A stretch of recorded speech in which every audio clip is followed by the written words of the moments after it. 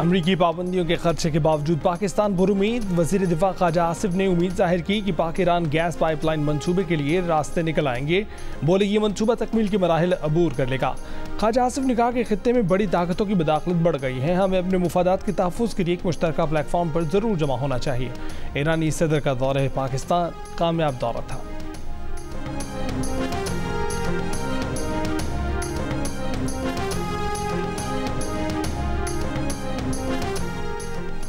वज़ीर आज़म शहबाज शरीफ ने पाकिस्तान की तरक्की में ताजों से मदद मांगी। निजकारी शफाफ बनाने की भी यकीन दहानी करा दी। कहा कि पाकिस्तान तरक्की की दौड़ में पीछे रह गया है, उसे आगे लेकर जाना है।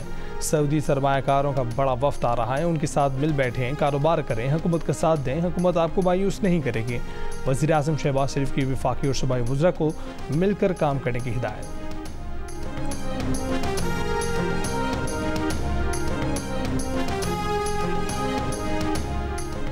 वज़ीर आज़म से बानी PTI की रिहाई के हवाले से जो बात की, वही बात आर्मी चीफ से भी कही थी।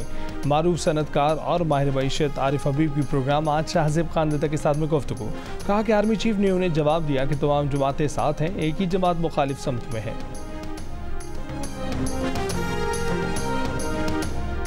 पाकिस्तान को IMF की जानिब से मजीद $1 अरब 10 करोड़ कर्ज देने के सिलसिले में IMF का इजलास 29 अप्रैल को होगा।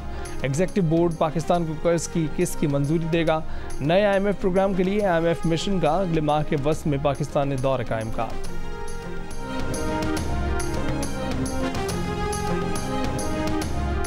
बानी PTI जनरल फैज से पूछकर टिकट देते थे। पीपल्स पार्टी के रहनुमा नदीम अफजल चंद की प्रोग्राम आज शाहज़ेब खानज़दा के साथ में बातचीत। बोले कि मैंने उनसे साबिक स्पीकर चौधरी अमीर हुसैन को सियालकोट से पार्टी टिकट देने की दरख्वास्त की, तो बानी PTI ने कहा कि जनरल फैज़ वहाँ से फिरदौसा शिकबान को टिकट दिलवाना चाहते हैं। नदीम अफजल चंद ने इंकशाफ किया कि बानी PTI जस्टिस बाबर सत्तार की इस्लामाबाद हाईकोर्ट में तैनाती की भी मुखालिफ थे।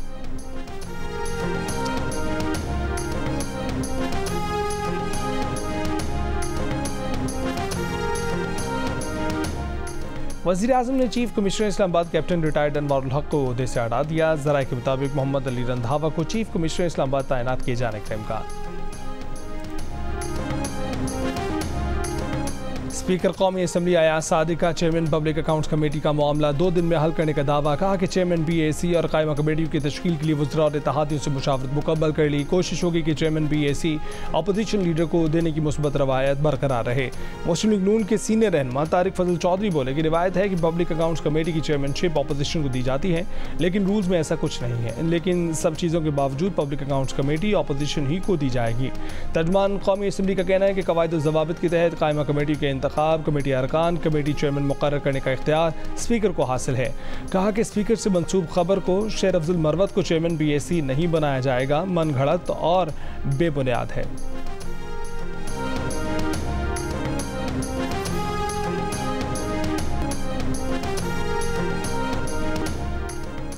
रहनुमा PTI लतीफ़ खोसा ने फिर बानी PTI की जल्द रिहाई की उम्मीद जाहिर कर दी। प्रोग्राम आज शाहज़ेब खानज़दा के साथ में गुफ्तगू में कहा कि बानी PTI को 190 मिलियन पाउंड केस में किसी हिसाब से भी सज़ा नहीं हो सकती। पीर को उनकी इस केस में ज़मानत हो जाएगी।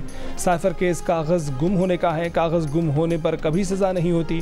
इद्दत केस में भी वो इस हफ्ते या अगले हफ्ते बरी हो जाएंगे।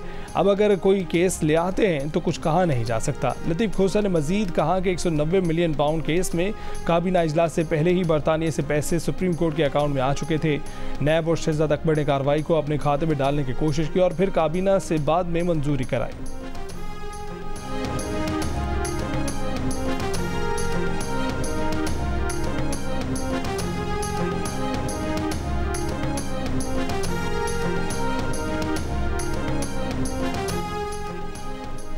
अपोजिशन को अदालती इस्लाहात की दावत दी है, लेकिन लीडरशिप की करप्शन केसेस में हम रिलीफ नहीं दे सकते। वज़ीर क़ानून आज़म नज़ीर तारड़ का कौमी असम्बली में खिताब। कहा कि ये फ़ॉरम अदालतों से ज़मानत या रिहाई करवाने का फ़ॉरम नहीं है। बुशरा बीबी के केसेस अदालतों में ज़ेर इल्तवा हैं, मामला अदालतों में है, इसलिए कोई यकीन दहानी नहीं कराई जा सकती। तहरीक इंसाफ के अरकान के बानी PTI को रिहा करने के नारे। वज़ीर आला पंजाब मरीम नवाज की ज़ेर सदारत इजलास। मॉडल घरों की तामीर, माहाना अक़सात पर ब्रीफिंग। कम आमदन वाले बेघर लोगों की हाउसिंग स्कीम के लिए 5 घरों में स्टेट लैंड की निशानदही करके 519 कनाल राजी पर अपनी छत अपना घर प्रोजेक्ट की असूली मंजूरी दे दी गई। मरीम नवाज की अपना घर अपनी छत मनसूबा शहरों के करीब लॉन्च करने की हिदायत।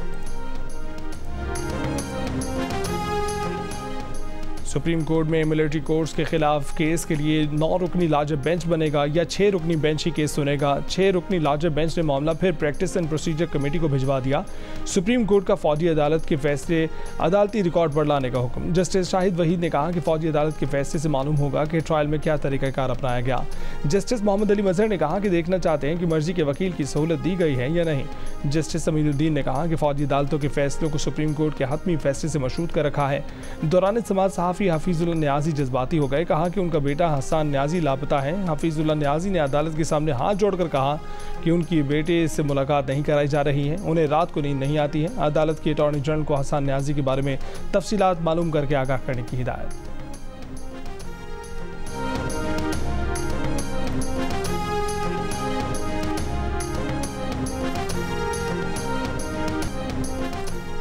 तहरीक इंसाफ का फौरी तौर पर केसेस मिलिट्री कोर्ट से सिविल कोर्ट्स मुंतकिल करने का मुतालबा। सेक्रेटरी इत्तलात PTI रऊफ हसन और अली मोहम्मद खान ने प्रेस कॉन्फ्रेंस में कहा कि मुख्तलिफ केसेस में मिलिट्री ट्रायल्स में सोबतों का सामना है। किसी का भाई, किसी का बाप ज़ेर हिरासत है। गिरफ्तार कारकुनों के लवाहिकीन हमदर्दी के मुस्तहिक हैं। ये कौम के बच्चे हैं, उनको पाकिस्तान की खिदमत का मौका दिया जाए, दीवार से ना लगाया जाए।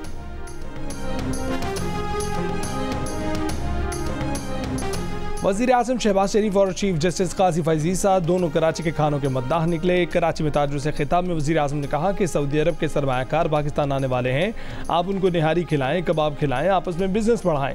चीफ जस्टिस काजी फैज़ ईसा भी कराची के खानों के मद्दाह। कराची के खानों का जायका आज भी याद। सुप्रीम कोर्ट के बार के दोहराने से खिताब में कहा कि कराची आकर कुछ यादें ताज़ा हो गई हैं। कराची में खाने अच्छे मिलते थे, उस वक्त कचौरी 1 रुपये की मिलती थी।